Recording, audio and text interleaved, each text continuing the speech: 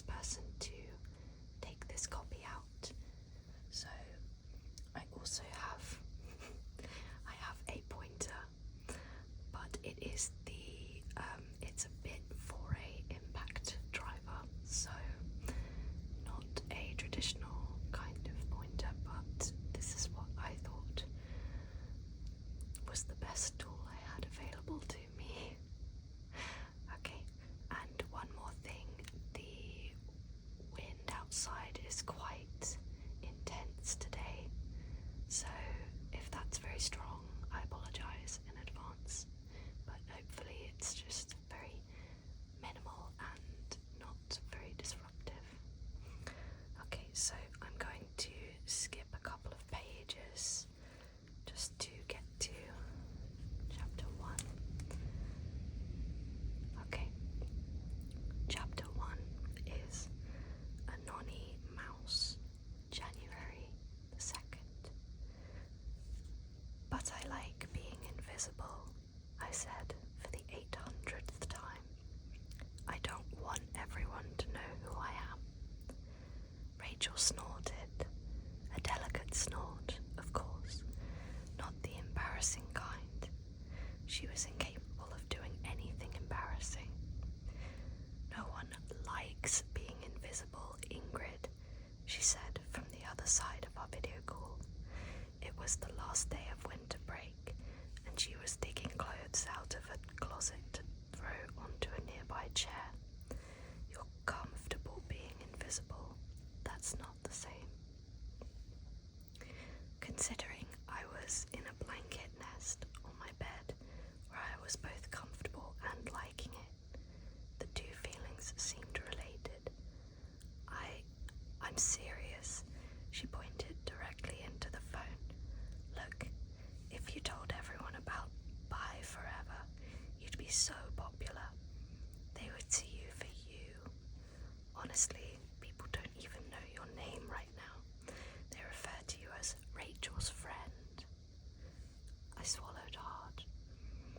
If you won't tell everyone, maybe I should. No, don't. Just the thought of it made me sweat.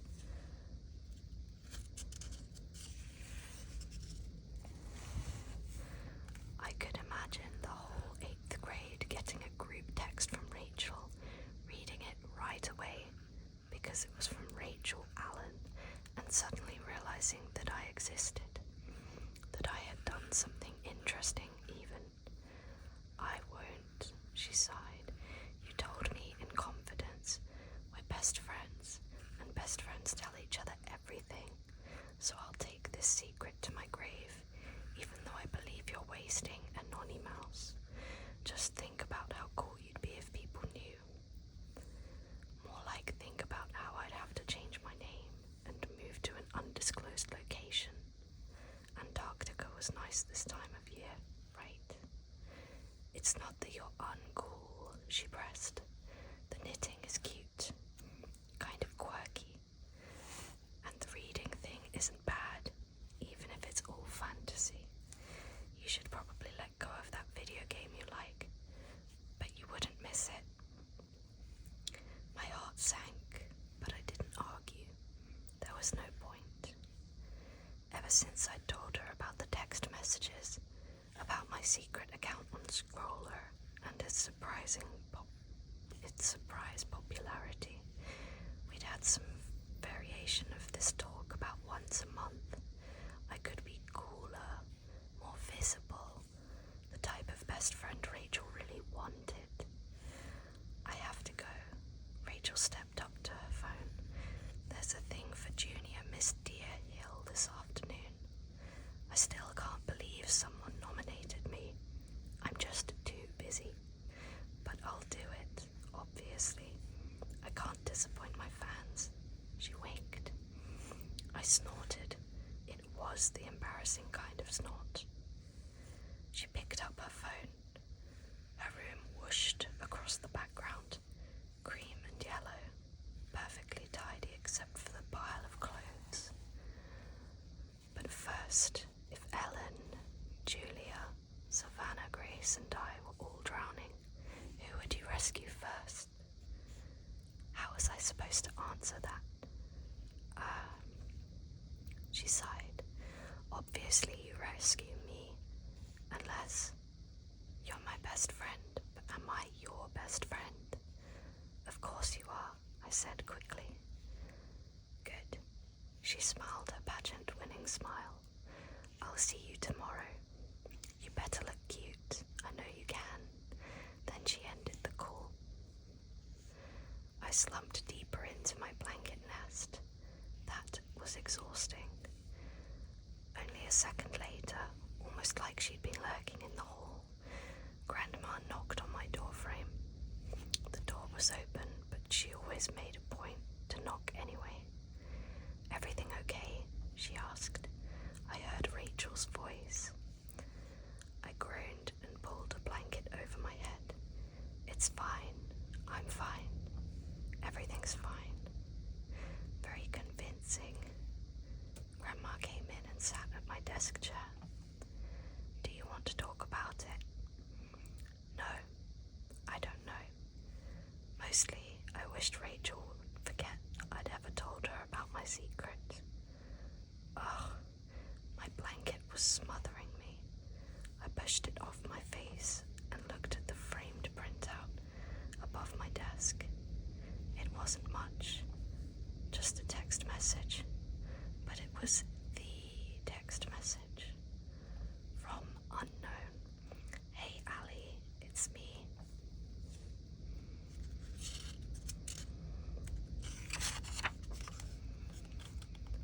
From me. Hi, this isn't Ali, but I hope you get hold of her. From unknown. You're not Ali. And lots of question marks. From me. Nope. Sorry. From unknown. Wow. Okay. Bye forever, I guess. It was my first wrong number text, but it was far from the last. It was my favorite, though. That little phrase at the end, bye forever, I guess, was so morbid, so funny. Then, last summer, when Rachel started changing and asking weird questions, for example, if we were skydiving and her parachute didn't work, would I give her mine even if we were mid-air? I needed a distraction. So I did what anyone who got a ton of strange texts would do. I created an account on Scroller, and in honor of Ali's friend, I called my scroll Bye Forever, I guess.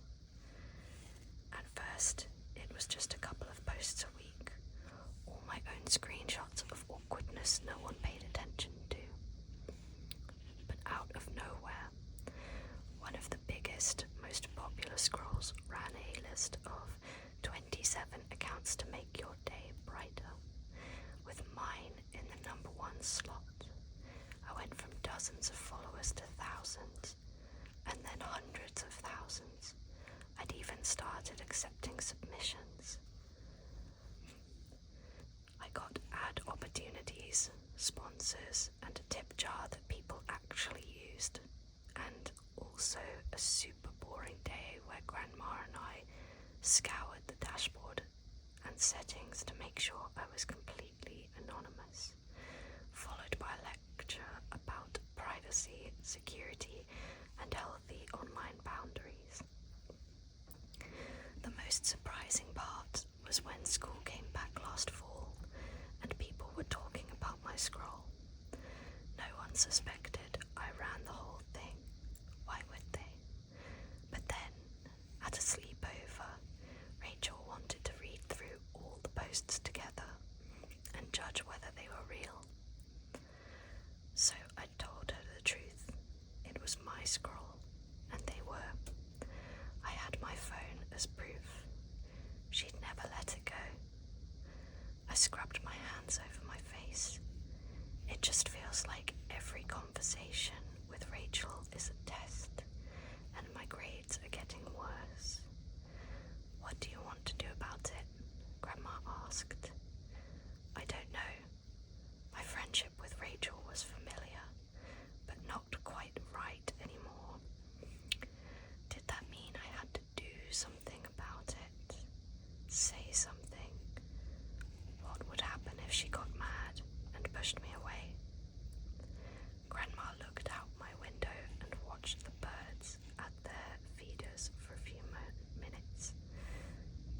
She checked her watch.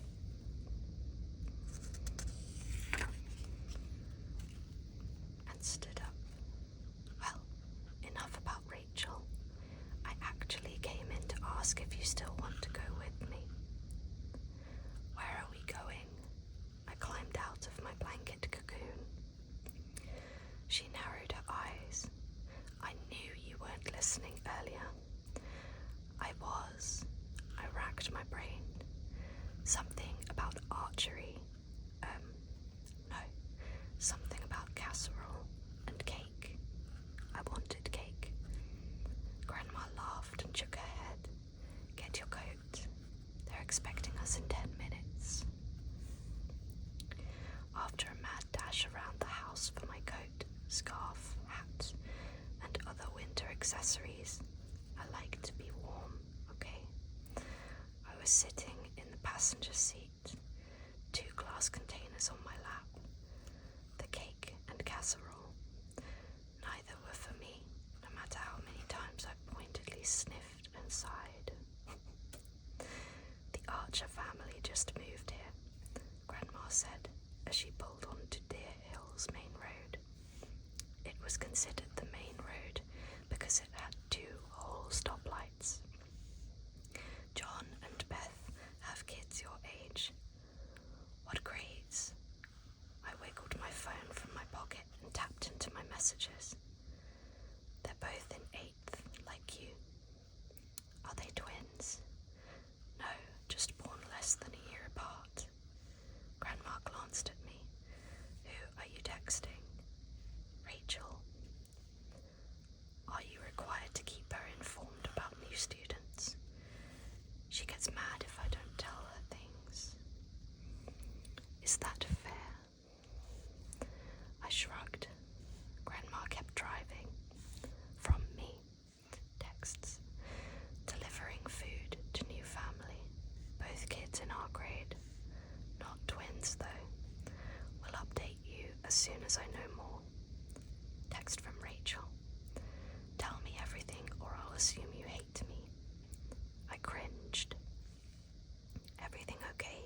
Grandma asked, not taking her eyes off the road. Yeah. I looked out the window at the snowy mountain rolling along the horizon. Maybe things with Rachel would be better tomorrow, with a fresh semester starting. We'd have classes to talk about, the new kids, a spring schedule, or maybe tomorrow would be the same as last semester, with all of our friends talking to Rachel, Rachel talking about Rachel, and me sitting there listening because no one noticed me or wondered if I had anything to say. My phone buzzed again, texts coming in at lightning speed, and this time the name that popped up made me smile. Lauren Watson. Lauren didn't go to my school. She didn't even live in Virginia.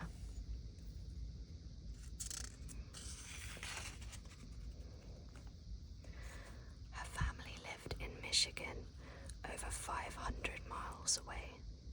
We'd met through ancient tomes online, aka the video game Rachel thought I should drop, and, with permission from Lauren's parents and my grandma, we traded numbers.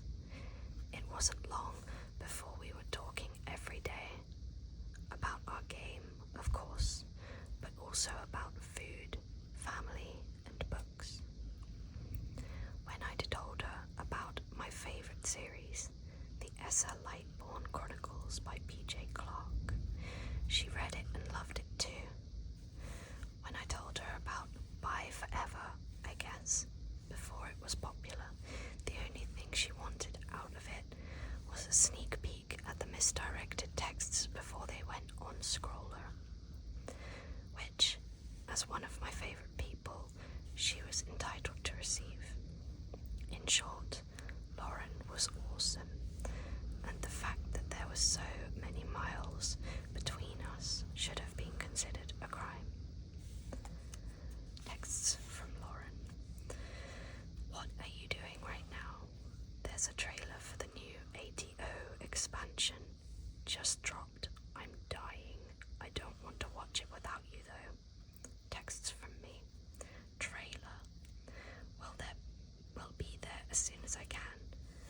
As for what I'm doing, breathing, riding in the car, and holding cake that I cannot eat.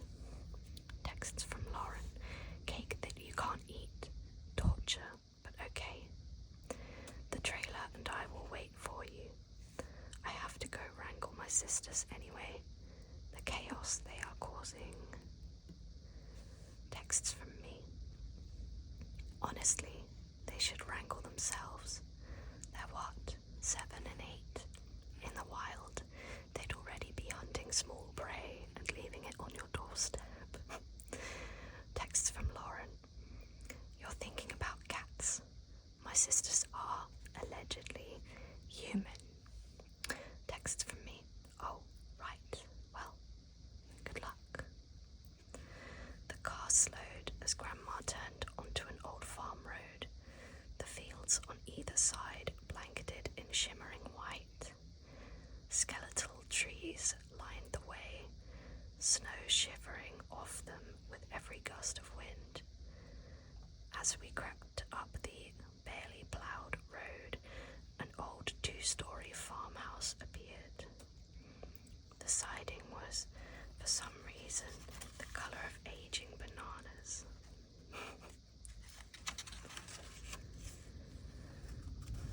I could tell that the shutters had once been as bright as lemons, but now that lemony paint was peeling off in ribbons.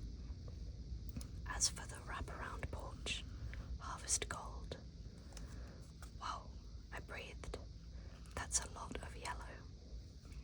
No one has lived here for a while. Grandma parked in the driveway. The Archers inherited the house and land from some distant cousins. How do you know all of that already? One day you'll realize that I know everything. Grandma opened her door. The rush of cold air made me shrink deeper into my coat like a turtle. I jerked my hat down over my ears, then climbed out, keeping a tight grip on the food containers.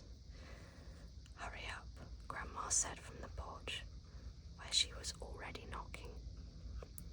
A mum-aged woman pulled open the door and smiled. Joanne Powell. Call me Jo, please. Grandma replied warmly, like it wasn't weird and upsetting that she had a first name.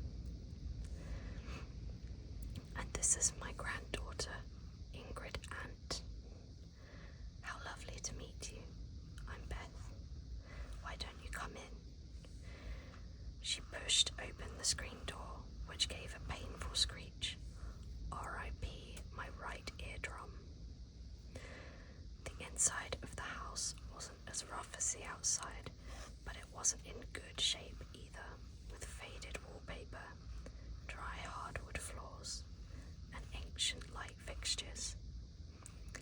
An electric space heater chugged away in the corner of the living room, struggling to keep the cold outside where it belonged.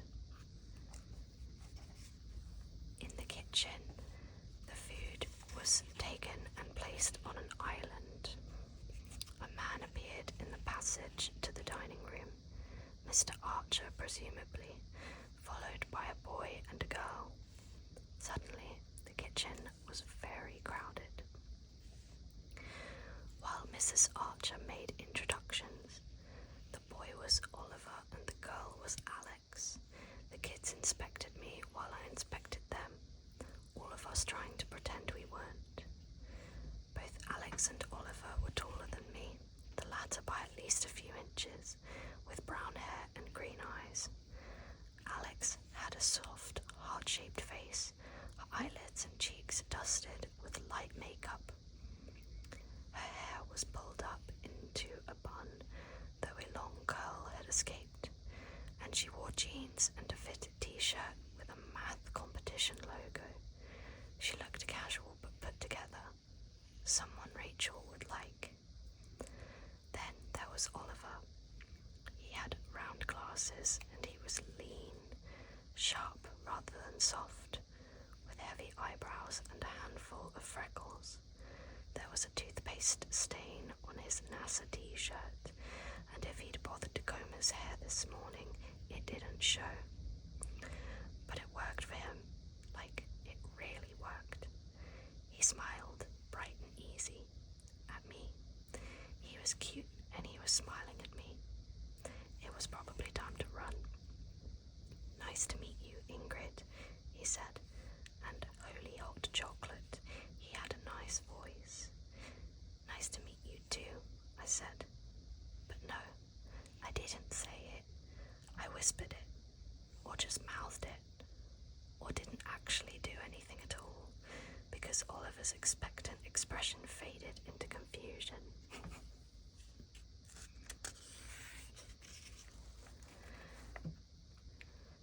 "You'll probably have a few classes with Ingrid," Mrs. Archer was telling them. "Good to already have a friend, huh?" Mr. Archer added. "Yeah," Alex said in the way that suggested she didn't like being assigned friends. Mr. Archer waved us out of the kitchen. "Why don't you two show Ingrid the house? Just watch out for the hallway that eats people, and the quicksand floor, and, of course, the bathroom of doom." Alex cringed. "Dad, don't try to be funny in front of other people." "I just want everyone to know where you get your sense of humour, sweetie." She rolled her eyes and motioned for me to come with her. "This way, Ingrid. We'll protect you from the yellow beast. Well, Oliver will. He's good like that." "I try." Oliver offered another smile, just as good as the last one. I shot a pleading glance at Grandma, but she wasn't paying attention. I had no choice but to follow Alex and Oliver back into the living room. There weren't any family photos up yet, no artwork or decorations beyond a few rugs and new curtains. "We just moved in a week ago," Oliver said when he noticed where I was looking. "We can't unpack yet. The house needs a lot of work first." I gave a tiny nod. This was probably the point where I was supposed to ask questions, like where did they move from, and what kind of renovations were they planning, or maybe I should have asked if they'd gotten their class schedules. And I was curious. I did want to know, but it was so hard to make words come out. A twisting, uneasy part of me wished Rachel was here. She knew how to talk to people. She was confident in any social situation. "Come on, mouth, say something. We brought cake." There, words. I'd done it. Now Oliver's smile was lopsided and warm. I saw it on the counter. Chocolate frosting, strawberry inside. Okay, I was doing it. Human interaction, not so bad. My grandma is an excellent baker. "I want cake right now," Alex groaned, "but Mum and Dad are going to make us wait." "I'll get us some." Oliver glanced back at the kitchen. "We just have to wait until they decide to show Ingrid's grandma the old stables." He looked meaningfully at me. "There's a debate about whether to restore them or remodel them into a workshop. I'm telling you now, do not have an opinion. It's not safe." Alex gave a little shudder. "I actually feel bad for your grandma. No one's warned her." "Oh, she's going to have an opinion. She lives to have opinions." I lowered my voice. "Maybe I should have warned your parents." Alex snorted, then pointed towards a stairway and a hallway beyond. "Mum and Dad's room is back there. We're upstairs. Want to see?" I nodded, slightly more confident now that I'd managed entire sentences and I'd made Alex snort laugh.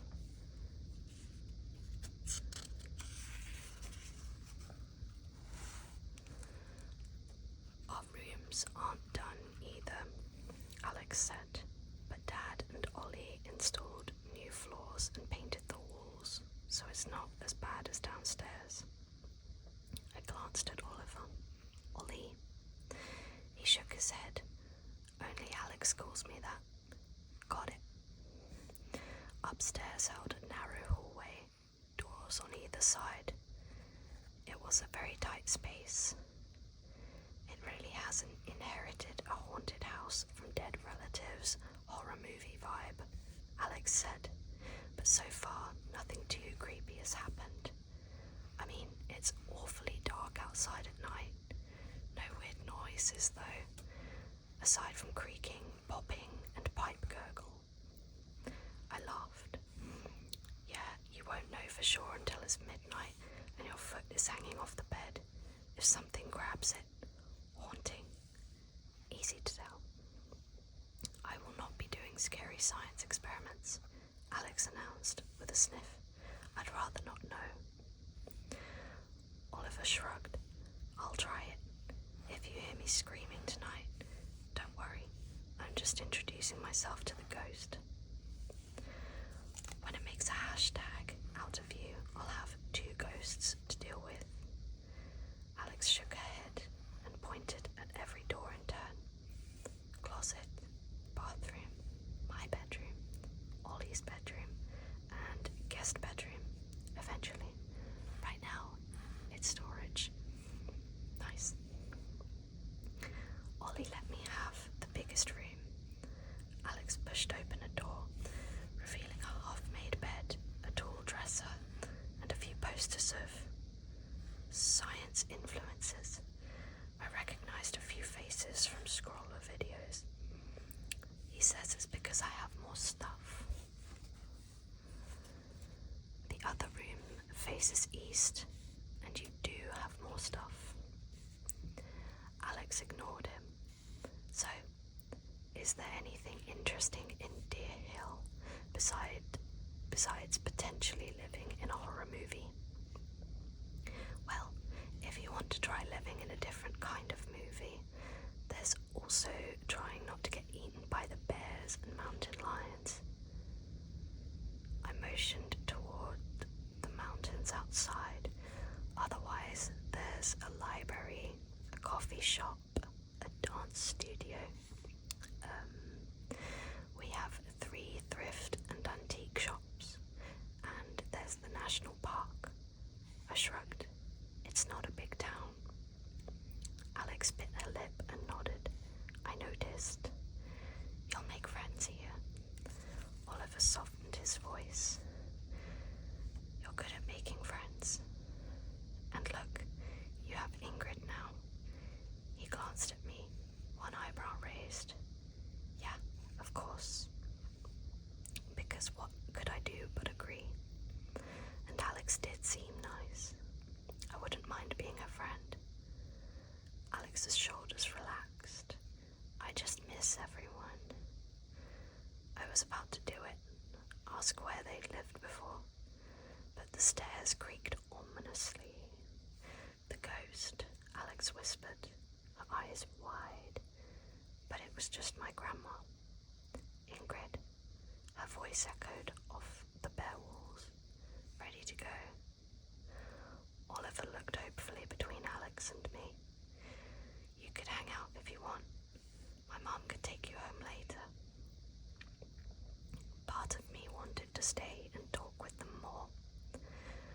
I'd managed a whole, partial conversation.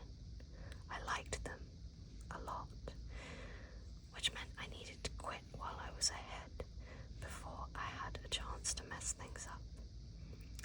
I'm ready to go. I offered Alex and Oliver a tight smile. It was nice to meet you. See you at school tomorrow.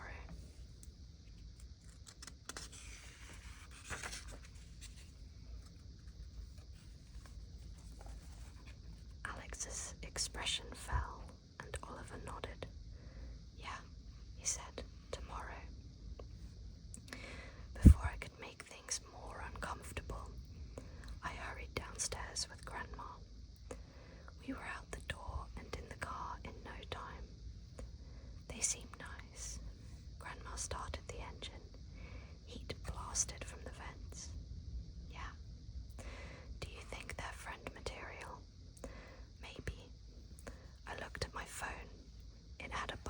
messages, some for me, most for strangers. I bit my lip and tapped on the text from Rachel.